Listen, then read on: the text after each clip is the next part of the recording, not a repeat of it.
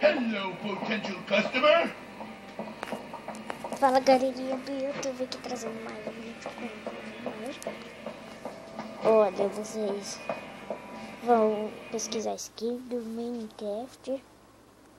Vai aparecer skin for Minecraft P. É 3 carinhas, tá? Aí você aperta pra instalar. Abre. Aqui, ó, skins. All skins. Aqui. Não, logozinho não, né? Aqui, Herobrine, tipo. Aí vocês apertam aqui. Depois vai aparecer outra. Aí você aperta homem, sai. E a skin já vai estar salva. Só que você precisa de fazer isso, ó. Isso daqui, ó. Você vem no Minecraft. Aqui. Você clica nele.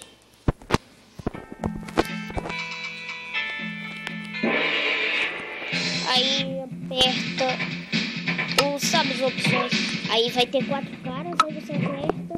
Aqui, ó. Pode escolher Activate O meu é esse, o que eu peguei.